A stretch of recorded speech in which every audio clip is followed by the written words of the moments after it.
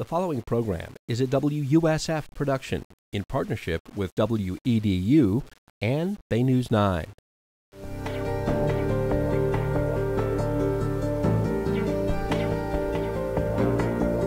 On April the 20th, 2010, the Gulf oil rig, Deepwater Horizon, explodes and catches fire. More than 100 workers are rescued, but 11 others are unaccounted for and are later declared dead. After 2 days, the rig sinks. An underwater camera discovers oil leaking from the blown-out wellhead deep below the surface.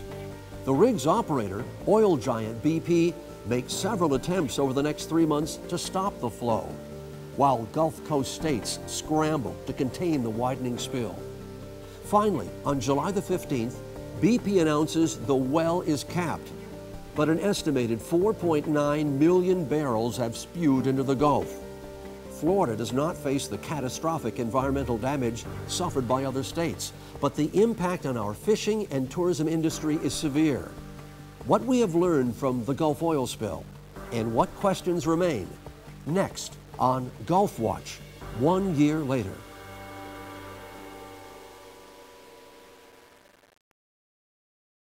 GulfWatch 1 year later is made possible by a grant from the Corporation for Public Broadcasting. Hello everyone, I'm Al Rochelle from Bay News 9. It was one of the largest environmental accidents in American history, yet some experts say it actually could have been much worse. Others believe that we may not know the full extent of the damage for years. One thing we do know, the lives and livelihoods of thousands of people throughout the region continue to be affected. Joining me for our panel discussion, Dr. Stephen Borowski, a research professor at the University of South Florida, the College of Marine Science. David Mica, Executive Director of the Florida Petroleum Council. Darden Rice, Florida Program Director of the Gulf Restoration Council. And Seth McKee, an Associate Professor of Political Science at USF. Ladies and gentlemen, thank you so much for joining us. All right, Steve, let me start with you right off the top. When somebody thinks about the Gulf oil spill, what word or words come to mind when you think of that? Well, in terms of my interpretation of the Gulf oil spill, I look at the tremendous human carnage, human damage, as well as the impact on the Gulf's resources. Mm-hmm. What will the long-term legacy be of this oil spill in terms of the productivity of the ecosystem, the fish populations that are there? Can we connect the oil spill to many phenomena that we see in the Gulf right now in terms of marine mammals, turtles, and other things? Yeah, David, what do you think of? Well, certainly the tragedy, Al, is something that we think of, the loss of human life of colleagues that I work with. And then where we go from there to secure our nation's important resource, the core of our energy supply in the United States for now and in the future, and how we're going to do this in the future in an environmentally sensitive way that protects our resources and protects commerce as well. Darden. I think those are great terms. To that, I would add corporate negligence and lack of government oversight. Deep water drilling is a risky enterprise, and clearly from this BP oil spill disaster, it shows that we don't have the resources to even begin to know how to stop or fix an accident of this magnitude. Seth. I think about how fleeting issues can be. Coming from a political science perspective, this was just a massive disaster, one of the biggest we've had, and yet public opinion has moved off it fairly fast. You know, when you think about what's on the minds of the typical voter, it's almost like a different day. And of course the effects are still there, and we have to think about these issues in terms of energy and what we're going to do in the future. Yeah, these news cycles tend to move us so quickly from one subject to the next. Let me go back to you, Steve, and say, okay, if there was one question on the top of your list that you would like to have answered, or one situation that you would have resolved as a result of this oil spill, what would that be? Well, one thing that we realized early on in this spill is we did not have the ability to observe the ocean at the levels that we needed to actually understand this phenomenon as it developed. And so if one legacy can be an operational ocean observing system that gives us a 24/7 capability to react not only to oil spills but all sorts of catastrophes like hurricanes and other things, and really understand their magnitude, that will be a major accomplishment. David. Well, what certainty are we going to have as an industry, or any industry in the energy field, moving forward and going forward to develop the kinds of resources that we need, particularly in my industry, in oil and gas, which supplies America with 60% of our energy resources every day. Mm-hmm. And here in Florida, those numbers are even higher. So it's critical to get some certainty of how we're going to proceed with the development of the resources. Okay, Darden, same thing to you. I would like to see Congress adopt the recommendations of the Oil Spill Commission. The Oil Spill Commission was chaired by Governor Bob Graham and William Riley, who was head of the EPA under President Bush. Right.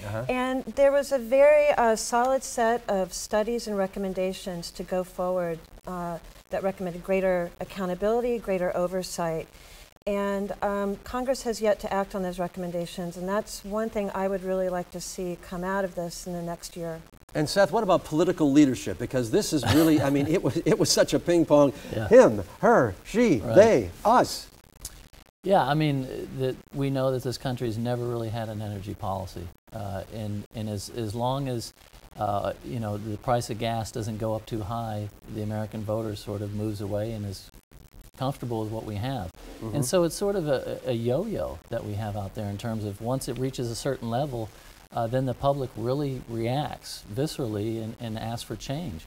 But we don't seem to have leadership at the national level that really wants to address an energy policy for the long run. And even if we did, it'd be hard to get there given the polarization of the two political parties. So it seems to be a long ways off. And a lot of blame to pass around all the way around the table, as they might say. You know, a question that arose almost immediately after this accident, and me being on the air throughout most of this, was, okay, how much oil is actually leaking out? As Steve Newborn reports, 2 Florida scientists found themselves in the middle of a sometimes very contentious debate. Soon after the Deepwater Horizon exploded, University of South Florida scientists gathered 350 miles to the east in St. Petersburg to plan their response. USF was uniquely positioned in the days after the oil spill. 2 years earlier, the college purchased an ocean-going research vessel, the Weatherbird. What they found made national headlines. During the blowout, there was the formation of these subsurface hydrocarbon plumes, very, very toxic compounds incorporated into the subsurface plumes. Benzene, toluene, ethylbenzene, and xylene. And in any case, these are well regarded as highly toxic and even carcinogenic. BP refused to give Hollander and other USF researchers a sample from near the wellhead so they could compare its chemical fingerprint. Eventually, Hollander got his sample. It matched. Hollander wasn't the only scientist who butted heads with BP. Ian MacDonald was one of the first people to question what BP and the government were saying about something very basic: how much oil was gushing into the Gulf. And then they said that there was a spill rate on the order of 1,000 barrels a day coming out. And at that time I was looking at satellite data, as I do as part of my research, and we looked at the satellite data and we could see that there was a spread of oil that was way in excess of what we thought we should be seeing. I at that point was saying that it was 26,500 barrels a day. That was my minimum. And they were saying 5,000. And I said, well, I might be wrong. BP was taking video of the oil gusher that could answer MacDonald's questions. They just weren't releasing it. And the government wouldn't help. We got some very strange answers from the government. The government said, well, that video all belongs to BP, and it's up to BP whether they should release it or not.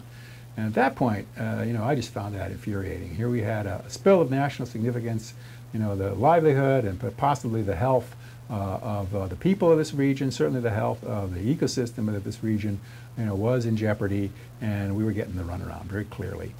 So MacDonald turned to the media. The media put pressure on politicians, who put pressure on the Obama administration and BP, who released the live video feed of the gusher. Turns out there were more like 50,000 barrels of oil leaking into the Gulf every day, even more than what MacDonald originally feared. After the gusher was capped, the camera turned away from the scientists, but they say the story of what's happening to the Gulf is just beginning. Hollander says a lot of the damage took place deep at the bottom of the Gulf. With the accumulation of petroleum, maybe you could call it sort of like a dirty blizzard of material sinking downward and accumulating on the sediment surface. And that sediment a mile down in the Gulf has smothered much of the marine life, what Hollander calls a toxic bathtub ring. Other tiny organisms are deformed. There are reports of dead dolphins and turtles washing ashore and fish with suspicious lesions. This could take decades, but I think you'll start to see definitive responses within the ecosystem, certainly on the order of 5 to 7 years. So there's that aspect of the living resource, which is really important. The fish health and safety, as we're seeing with the fish lesions, these are really important questions that need to be addressed, which are not going to be resolved within weeks, but more likely within months to years. MacDonald agrees that we're just starting to learn the effects of the spill, but he's learned another lesson about politics. Everybody in this region, and probably everybody in the country, had a deep sympathetic response to seeing all that oil, seeing those dead birds, to see it go on and on and on with all of the power of the government and all the wealth of BP, completely impotent to slow it down and making mistake after mistake and telling one big fib after another. I mean, that was a real a demonstration of ineffectuality. And USF's David Hollander says he's learned another lesson about chance. We actually dodged a bullet, if that's even feasible to say with a spill this large, but conditions could have been much worse.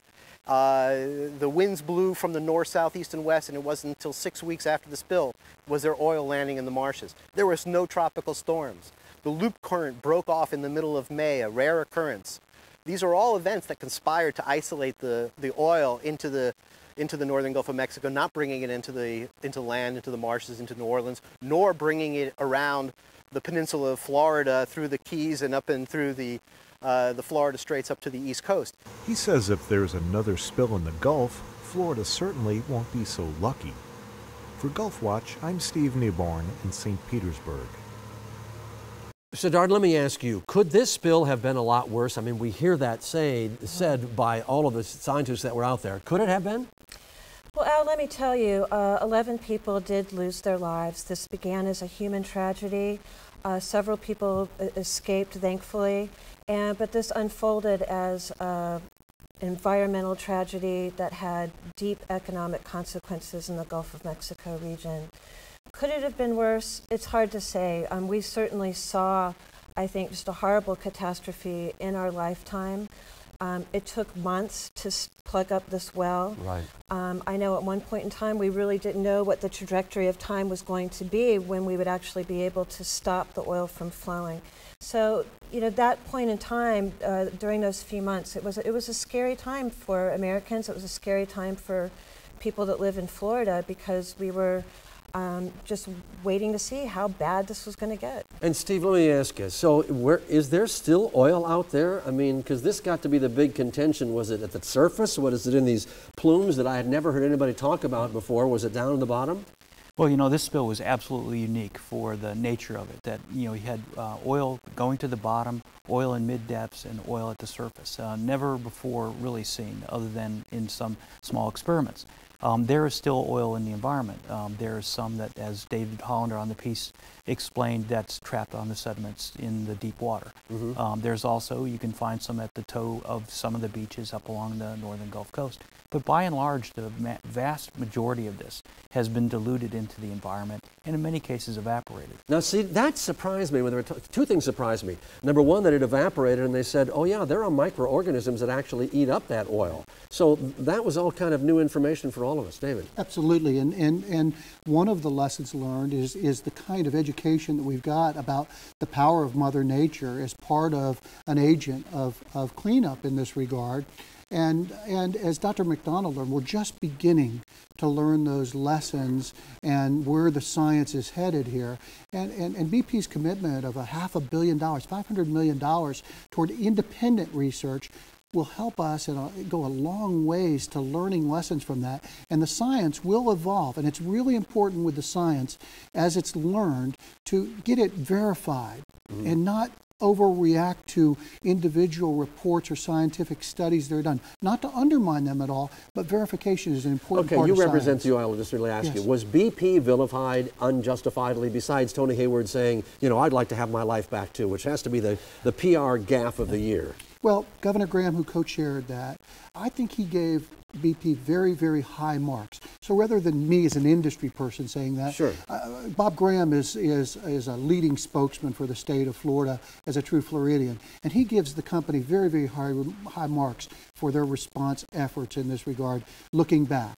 Now, certainly there were mistakes made, but I think overall BP's done a very good job. Okay, but the public relations side of things is we couldn't seem to get any figures that agreed. And I'm just talking about half the copy story said barrels of oil and others said gallons of oil. And so it was, these were so greatly different that we didn't know where they're coming from.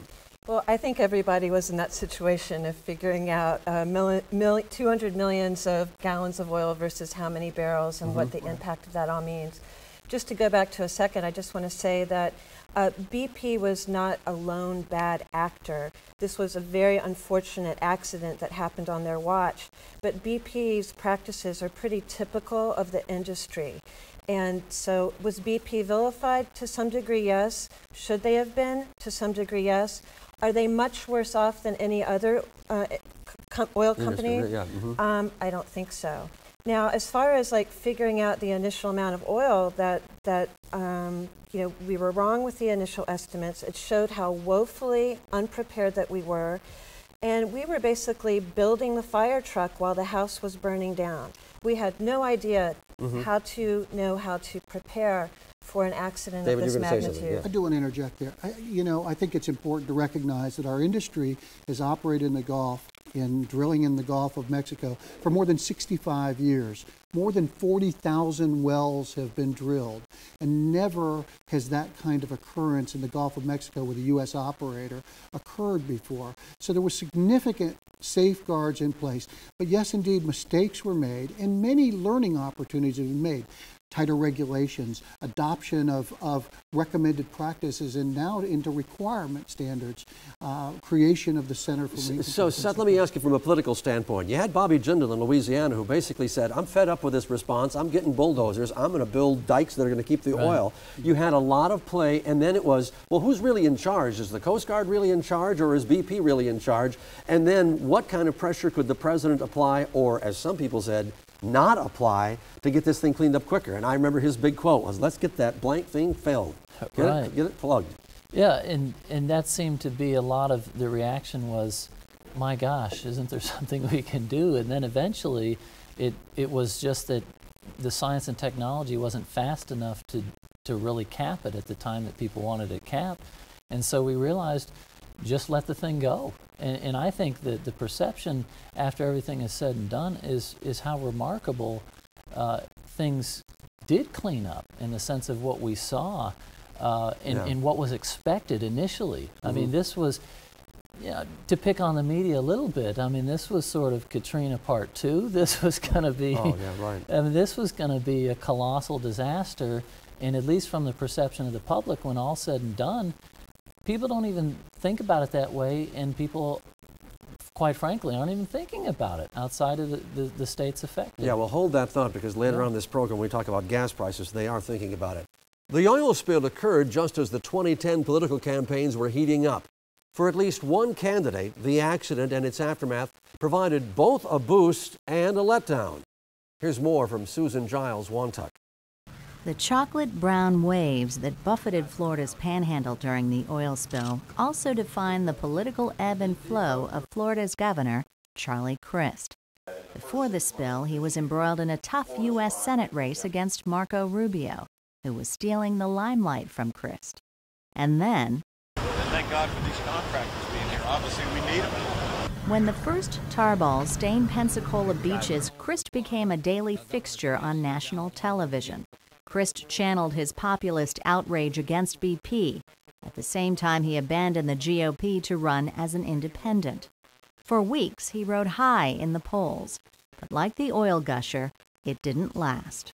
The image of him walking on the beach barefoot with his sleeves up, talking to somebody, that's the kind of image you want from a politician. And of course, Charlie Crist knows full well how to run a campaign. USF political scientist Susan McManus says Crist's poll numbers fell as the oil spill dragged on. And day in and day out, when it was still leaking and the cap wasn't on, people began to get very cynical and very pessimistic, and they took it out, as they always do, on the chief executive of the state. Crist called a special session of the legislature to ban oil drilling off Florida's coast. The House ignored the bill and adjourned after less than an hour. How arrogant can a legislature be? You know, when President Truman was president, he called the Congress the do-nothing Congress. Well, today I call this legislature the do-nothing legislature, and I'm going to give them hell for it. I think a lot of analysts thought that maybe that would force the legislator's hand and strengthen him as a leader. But there's an old saying in politics, don't call for something unless you know you can pull it off. And he obviously didn't have the political will among the Republicans to call a special session. It just didn't work. And in a way, it made him look a bit weak. Crist lost his Senate race to Rubio, and a new governor took over with a new, less confrontational attitude toward BP. On the one-year anniversary of the blowout, Rick Scott visited a Panama City shipyard to announce he wouldn't join a multi-state lawsuit. Scott also wanted to show the world that Florida had survived the disaster. In particular, this part of the state is clearly back to work. We've got great beaches, we've got great fish. We're going to eat some fish, and I'm going to celebrate my 39th wedding anniversary. Many Panhandle restaurants and hotels say business is back to normal, but that's not true for some charter boat operators. I've got 4 boats here, and I'm getting phone calls for 1. You can put that on tape. That's how many phone calls I'm getting. My business is down, you figure 4 boats, I'm down over 3/4 of what I did last year at this time. Who do you blame for this happening? I'd say the combination of BP oil spill and the Libyan crisis, the oil prices going up and fuel. Charlie Crist is still trying to ban drilling in state waters, this time through a voter referendum. But recent polls show a majority of Floridians now support offshore drilling. Oil drilling is always going to be an issue in Florida. And it's probably always going to be a very volatile issue where opinions change depending upon the economic circumstance or the natural disaster. And that's what makes any kind of political solution to it extremely difficult. As memories of the oil spill fade, she says high gas prices may put offshore drilling back on Florida's agenda. For GulfWatch, I'm Susan Giles, One Tech. Now, I have to tell you that during a recent interview that I had with Governor Scott, he said that they are working with BP in a friendly fashion. They're trying to come up with a rubric, there's a fancy word, to try to determine how much money BP should pay the state for the lost tourism dollars. They're apparently going to use the bed tax and 3 years back from the bed tax to see how much money they collected. Go ahead 1 or 2 years, and then the difference, then Scott says he's going to go to BP and ask for that money. Now, the question for the whole panel, yes or no? Did we make the right move by not suing BP? Steve? History will be our judge. I'm concerned about the loss of leverage when you don't have the consortium of 5 states, so I think we should have sued. Dave? I think considering the kind of damages that we've incurred, we've made exactly the right decision, that we have a working relationship with a corporate entity here who's been cooperative to date, and that any time the lawyers become involved, often the consequences are higher cost and diffused into directions that aren't beneficial to us. So far, I think as a Floridian, we've made the right decision, certainly from an industry perspective. Darden? I think we may have made a big mistake. I think, like Steve said, we lost some leverage. And I think with the Governor Scott's administration, one of the things that's troubling is the lack of transparency. He seems to be more comfortable being cozy with big business than going after a bad corporate actor and suing them and looking out for the rights of Floridians. Politically, yes, no? Unfortunately, I'm on the fence about this, but I think to some extent BP was pleasantly surprised in the sense that I think they thought initially they were going to pay a lot more. And so in that sense, I think that they're willing to open up the wallet because they can afford to do so. Right, and they put $20 billion in this kind of an escrow account, and so far only about $9 billion of that has been spent, so there's still a lot of money. Now, another question for you. Should there be punitive damages? And now, again, this is likely to go on another 5, 6, 7 years. It took 10 years before we even got the Exxon Valdez even close to being settled, and some people say it still isn't. Should there be punitive damages? You know, Al, I think there should be, and what's at stake is that under the Clean Water Act, BP can be fined according to every barrel of oil. If BP is found criminally negligent, then they can be fined up to like right around $4,000 per barrel of oil. So the difference between whether BP is found criminally negligent or not makes a huge difference to states like Florida that would have those Clean Water Act fines come back to us to help address the economic damage we suffered. Now, I'm going to be point blank on this, and if I'm asking it wrong, was BP intentionally trying to hide the amount of oil that was escaping? Because I've talked to engineers who have worked on deep water rigs who say, quite frankly, we just didn't know. And I think that's probably closer to reality. There was an unknown factor at the beginning stages there. But I do need to weigh in. I think when it comes to punitive damages, I think it's unfair to make that determination now when you have a cooperative entity. As long as that is going on, if the natural resources damage assessment is complied with appropriately, I think that the company is trying to be a responsible corporate citizen, and that should not be underplayed. Now, there shouldn't have been bumping between scientists and BP originally going into this, because the fact of the matter is we still don't know how much marine damage is out there, nor was there an instrument for scientists like you to go to that we could use to say, well, we need to do more research. We should have been doing this a long time ago. Well, you know, the gold standard on the volume of oil coming out is a gauge right on the rig. Right. We didn't have that gauge on the rig, and so there was lots and lots of speculation using, you know, really heroic methods to try to estimate what was coming out there. When the gauge was actually put on and the flow rate technical team interpreted it, there was really convergence on those estimates. So I agree to a certain extent this was a little bit of trying to engineer this on the fly as opposed to sort of willful negligence. I can remember one morning coming into the newsroom and at Bay News 9 and they said, look at these videos, see that red stuff? That's more oil coming ashores. Well, what it ended up being was red tide, and anybody who knows Florida. But from the air, it sure looked like oil. So you had all of that going on.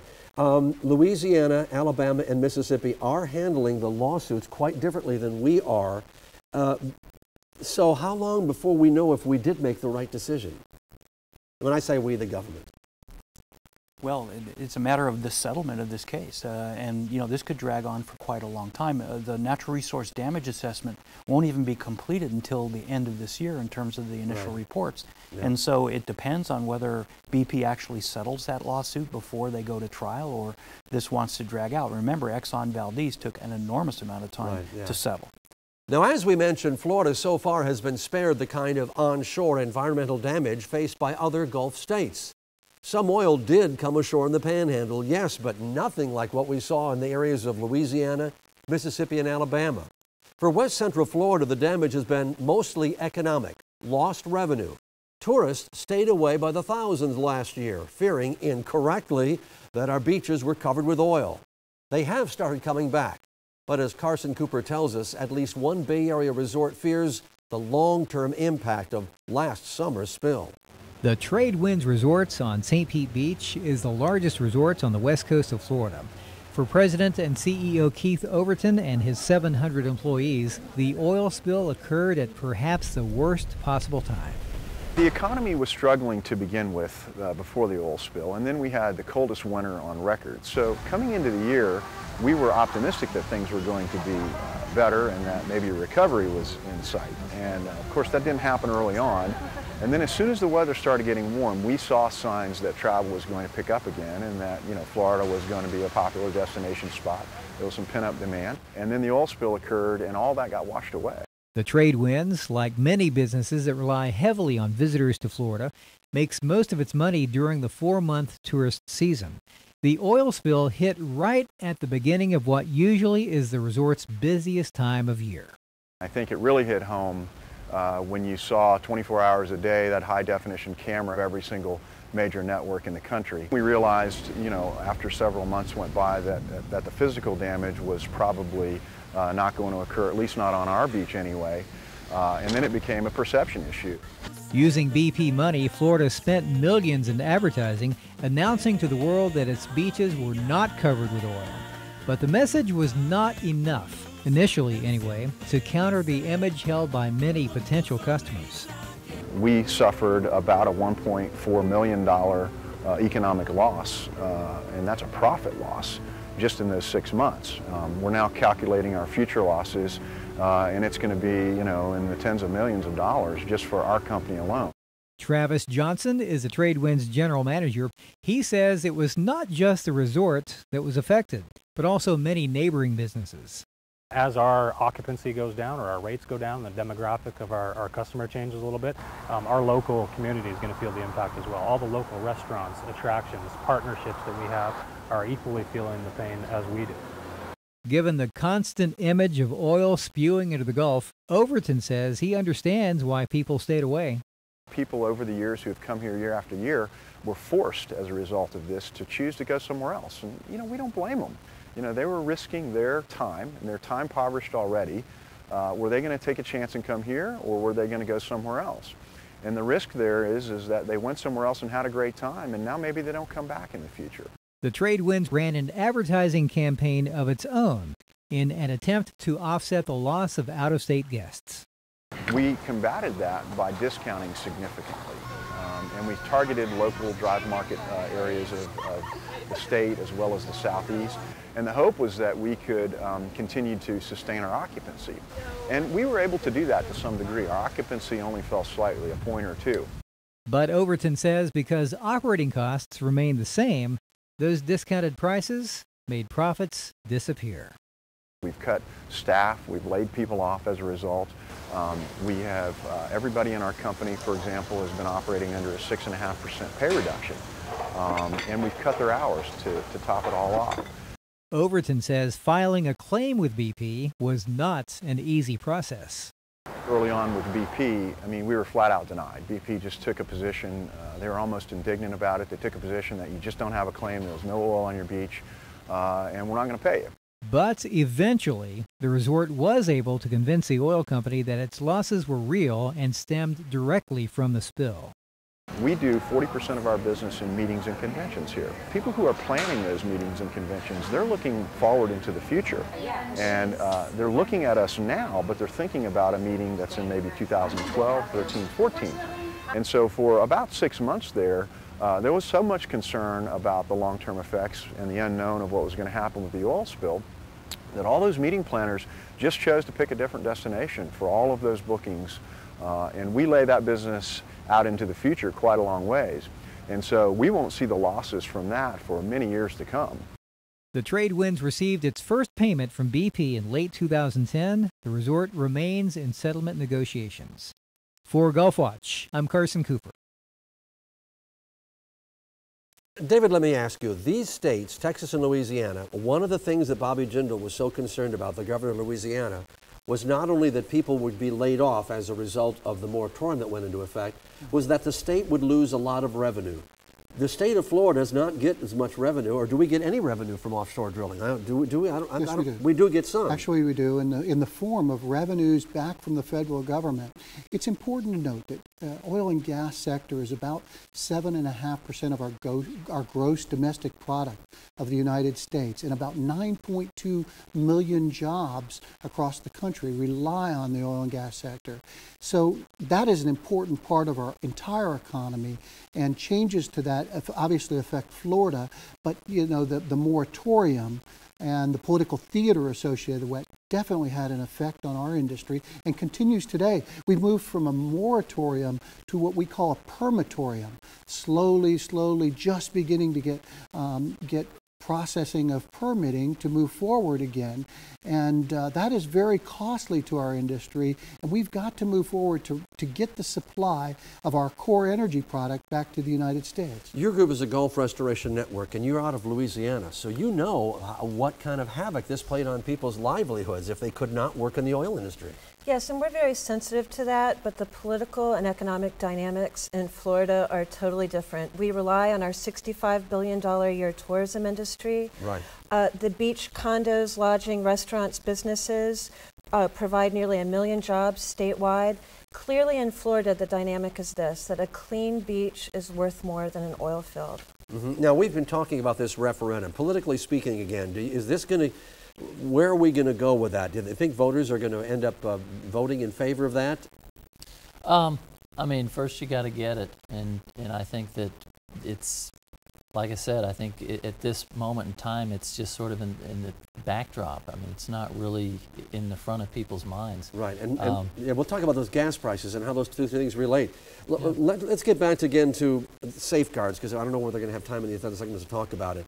There are a lot of people say that the industry as a whole didn't know a couple of things. I'll mention them. They didn't know that those underwater rovers couldn't shut off the oil because the valves wouldn't turn, because the rovers would start spinning backwards. They didn't realize how long it took to get a rover down to the bottom of the water. They didn't realize that the pinchers that were used to cut off the pipe don't work when the pipe bends and is crimped. And in this particular case, that's what happened. So what do we do about those errors that were made that way? Well, one of the things the industry has done, as I mentioned, is increasing our standards, recommendations to government, which have been adopted, and then also the creation of what we are committing $1 billion to, the Center for Marine Safety.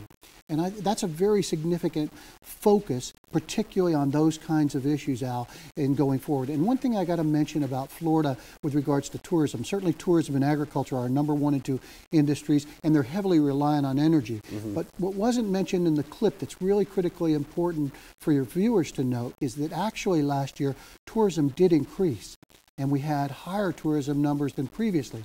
The economy of 2008 really was a big setback in 2009, but 2010 numbers did ultimately overall increase. Now, how much more would they have been in spite of that? That's certainly for debate. But from a scientific standpoint, Stephen, let me get your thoughts on this, is that I don't think we really realize, and we won't know for several years, what kind of damage something like this can do to life, to living things. We've known that we've had this dead zone in the Gulf of Mexico that people think is a result of all the silt and the fertilizers that wash down from the Mississippi River, but we've never had anything like this with so much on the bottom of the ocean where these creatures that crawl and live, and particularly the fish, may be affected to the point where are we going to be able to recover those numbers? Well, if you look at this spill, the real damage, in fact, maybe not the visible damage. The cryptic fauna, the fauna under the water, may in fact be the most damaged by this. And by that I mean the carcinogenic and toxic compounds in oil, the PAHs. They are very toxic to the very young life stages like eggs and larvae that are free floating. And we know that the area offshore was wide. And so potentially down the road we could have generational effects on some of these marine populations. And this is why it's so important to monitor them over time so that we can separate out natural variability from what we think the oil spill effect will be. If we are a public that tends to forget things very, very quickly, who's going to remind us then of what we escaped, the bullet we dodged, per se? Well, I think that's up to our responsible elected leaders to stick with this restoration process. It's important that the state of Florida gets the money coming back to us from the Natural Resources Damage Assessment. That money will address the 8 counties in Florida and the Panhandle. But what about the other counties on the Gulf that were affected economically, like areas in Tampa Bay? Well, we'll get help from Clean Water Act money. So we really need our leaders to work in concert to keep up the pressure, and implement stronger oversight over the offshore oil drilling industry, but also we need to make sure that we get the restoration funds coming back to us that we deserve. Right, and one last thing about BP. I understand that that the oil industry in general has now put together a faster response team that they didn't have that existed before, and a greater cooperation. Next segment, I do want to talk about these deep water wells in particular, because I understand that they're the ones that can cause an awful lot of problems. So I want to make sure that we can remember to talk about that as we get into our next segment. For those against drilling in the Gulf, the oil spill became a rallying point. But as you'll see, they face not only a well-financed and well-organized opposition, but also a public with often changing priorities. Here's Bobby O'Brien with more. Susan Glickman opposed drilling in Florida's Gulf waters long before the Deepwater Horizon disaster. She's a consultant to the Southern Alliance for Clean Energy and the Natural Resources Defense Council. This is a map of the Gulf Coast, and as you can see, Florida has been protected. We don't have nearshore drilling. We don't have drilling in federal waters. But when you go over to Mississippi and Alabama and Louisiana, you can see sort of a whole network of pipelines and platforms where they're drilling. And what we are looking at is a decision whether or not we want to industrialize the coast of Florida, which would fundamentally change why people come to Florida and the beauty, the natural environment here. Glickman calls herself an energy advocate. I advocate at the federal, at the state, and at the local level for policies that are going to move us to a low-carbon economy and to clean energy. But she admits that convincing people to consider alternatives to oil is seldom easy. It often feels like a David and Goliath battle that you're in, but when you have an oil spill like we saw that really significantly hurt our tourism industry and our fishing industry, we don't even know what the outcome of it is, what the oil spill has done to our populations. In Alaska, at the Exxon Valdez, they lost their entire herring industry. And as we know, there's still probably 75% of the oil is still in the Gulf of Mexico. Glickman believes that, despite the Gulf spill, many people don't think there are viable alternatives to oil. She says that perception is false. We know how to run cars more efficiently, and we know how to run cars on different kinds of fuels that are not polluting. So we have that technology. But what we lack is the political will to move forward. And that is largely because of the influence of these entrenched industries that make an awful lot of money now selling us oil.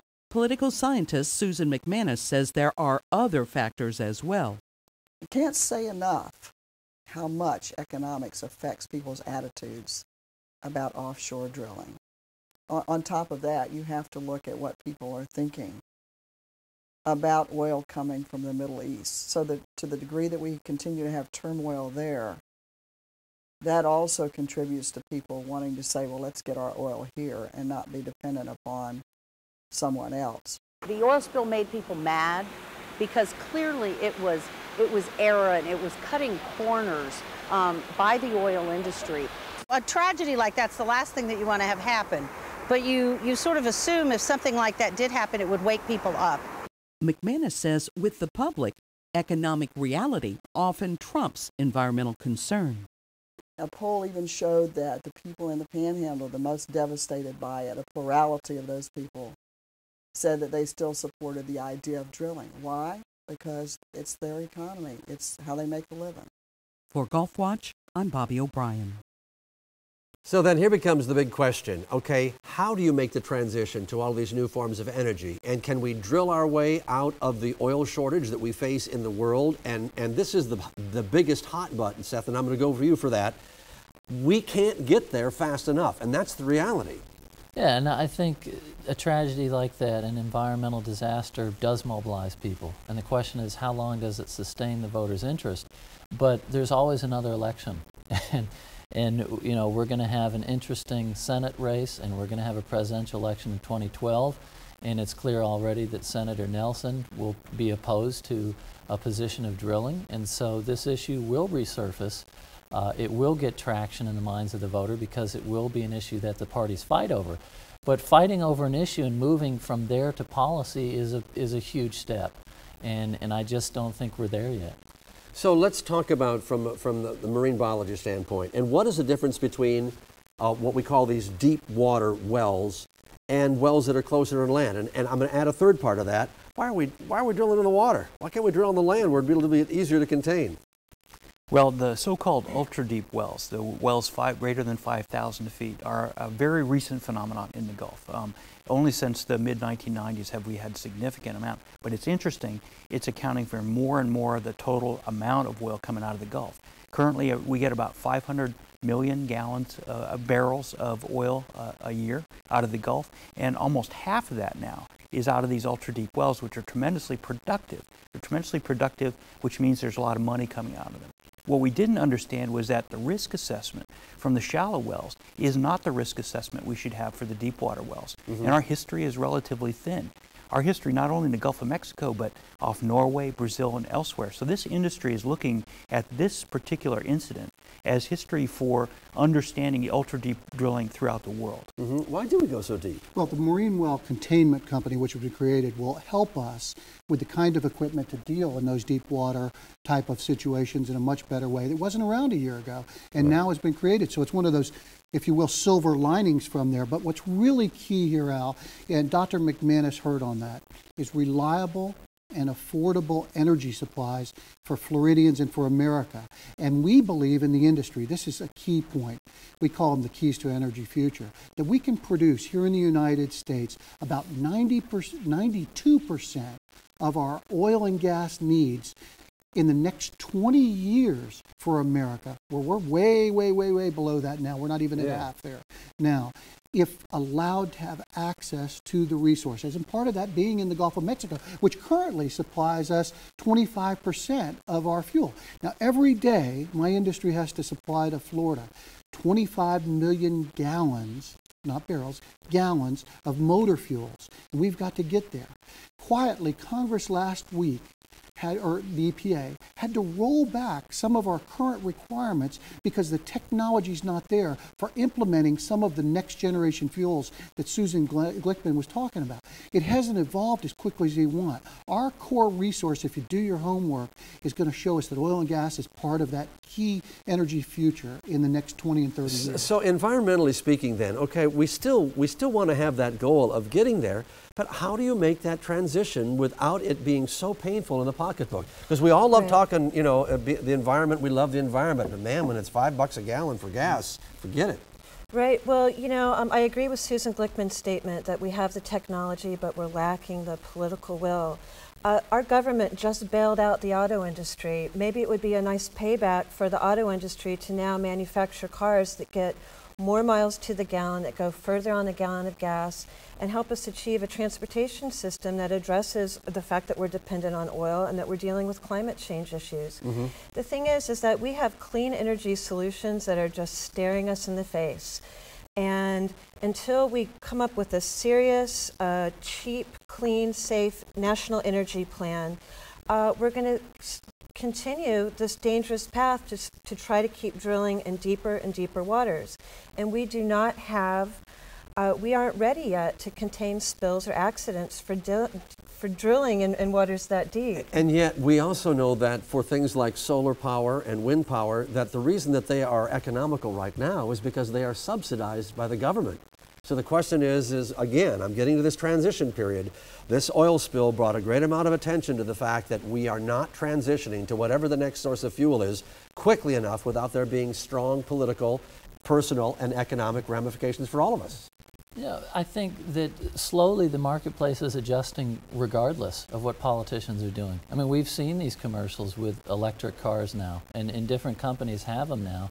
And we've seen relocations right here to St. Petersburg, you know, for wind power. So I think that the marketplace is still adjusting and doing what it has to do, even though politicians aren't reacting to these things. But I can tell you that public opinion is strongly in favor of alternative energy. There's no question about that. Certainly they are, but they're also very much in favor of reliable and affordable technology. Right. Technology is in front of us, but it's very costly right now. There's a race going on, and our industry is at the forefront of that. And we've invested over $100 billion in the last 10 years in looking for that next type of technology. Could your industry live without the subsidies that you currently get right now?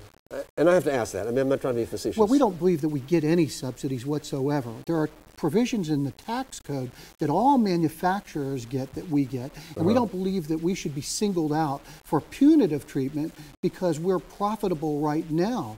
I think the worst thing that we could do is to pass increased taxes on an industry that's profitable right now in an economic recovery that ultimately would lead to higher cost for Americans. I think that would be horrible policy. All right. Now, we've talked about the environmental impact of the spill. We've talked about the economic impact and the political impact. There was also an emotional impact, especially among people whose families have been dependent upon the Gulf for literally generations. Craig Kopp reports. Hubbard's Marina at Johns Pass and its associated restaurant, tavern, and properties have been in Patricia Hubbard's family since the 1950s. Today, she is their chief financial officer. The oil spill, when it first happened, I was talking to different prospective tenants about coming in, leasing space. All three went away.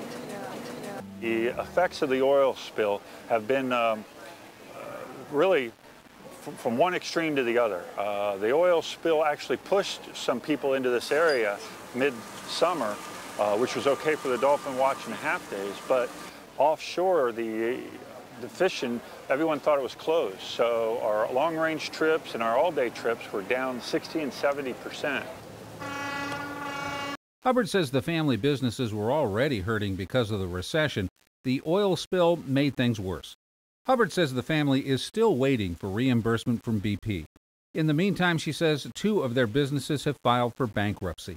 The anger mixed with the disbelief that this was really happening. I have to, it was like someone died. It was, now, we're born and raised here. We make our living on the Gulf, in the Gulf, but it's also our recreation. We bury people in the Gulf. We're married on the beach. You know, this is so much a fabric of what my family is.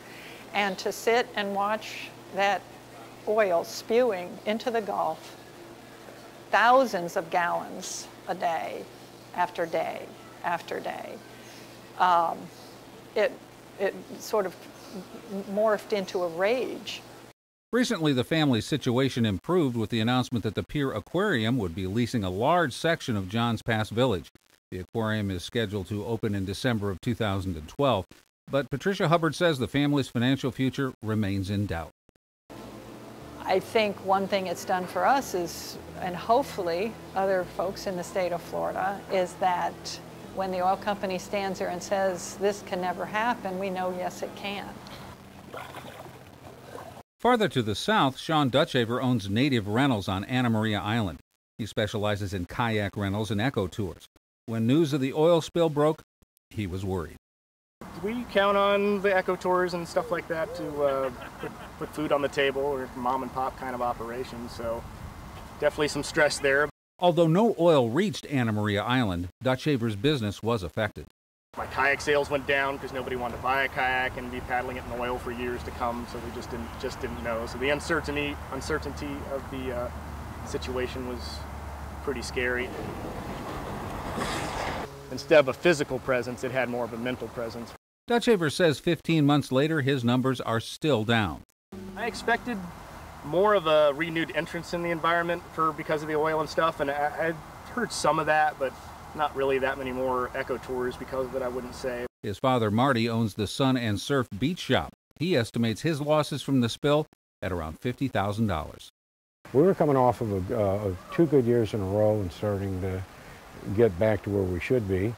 And when the oil hit, we had about a good solid month of increased business like we had been doing.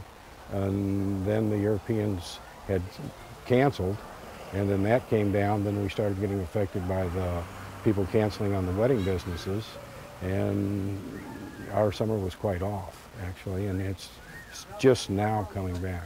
Jennifer Armstrong, who's a partner with Duytschaver in the beach shop, looks forward to the day when the oil spill no longer dominates conversations. For GulfWatch, I'm Craig Comp. And we wouldn't be doing service of the story if we at least didn't mention one other thing. I don't want to get on a bandwagon on this thing, but some of the people that got Gulf oil settlements really surprised me. I met three high school college kids that were working at a restaurant, and they each got between $7,000 and $9,000. A tattoo artist got $10,000, and yet the Jolly Trolley, which travels up and down the beach, asked for $1 million because they lost ridership. They didn't get money. So I think there's a lot of still bad vibe going on about that too. I think, unfortunately, that happens in the wake of a lot of disasters wherever you go. There's always going to be some people who aren't as scrupulous, and unfortunately, that's just par for the course. I don't think this particular disaster was any different than what we've seen in past disasters. BP wasn't too generous by kind of saying, you know, bring it on. Well, they did release that over to an independent contractor to do that. And Ken Feidenberg organization has done the best they could under very difficult situations, I think. Yeah, I've been in a couple of those meetings, or at least talked to him about those meetings, and those have not been the most pleasant things. All right, we don't want to leave you frustrated because we don't have any answers for you. Hopefully we do have some of the topics that we've been talking about. So let's start out with each one of you. Lessons learned. What did we as a state, as a nation, as people learn from this? Start in the end. Well, there's lots of lessons learned here. I'll focus on two. Number one, the importance of accounting for the human factor in engineered systems, because no matter what technology you have, It has to be maintained. It's only as good as the people operating it. From a scientific point of view, we learned that sometimes oil doesn't float. Now, that was actually predicted by the National Research Council in a study a few years ago. If we're going to be in this deep water drilling thing, our mindset of how to be prepared for oil spills needs to change. All oil spills aren't at the beach. Sure. David. Professor, I think you hit on several points. The human endeavor of us involved does involve, regretfully, risk. And moving forward, we also have to understand, and I think we do, that we need energy to maintain our quality of life. That other countries around the world, third world countries, are striving forward to that. My daughter and I were talking about something that we call first world pains recently. Yeah. And some of the first world pains that we accept when we are hindered a little bit, and understanding that the rest of the world wants to catch up to we are. Oil and gas are an important part of our future in our energy mix. I think we as Floridians understand that going forward, and that's why I think polls are indicative that we have to move forward with this industry in a manner that does not harm our environment and that protects our vital resources that we as Floridians all love and enjoy and want for generations. We have to evaluate risk in a whole new way. Just because there might be a slight chance or a small chance that a rig could explode, we have to look at the fact that a catastrophic accident has such a huge impact on our quality of life, our natural resources, our economy, that there's just too much at risk. And Seth, last comment. Because of the volatility of oil prices, this issue isn't going away. In a tourist state that we have with parties that are opposed on an issue such as drilling, we'll see what happens in the next election, and policy is probably going to bump forward. Yep, in other words, stay tuned, folks. There's more on this story coming your way. Want to thank my guests for joining me today, Stephen Morawski, David Mica, Darden Rice, and Seth McKee, and want to thank you so much for watching. For GulfWatch, 1 year later, I'm Al Rochelle.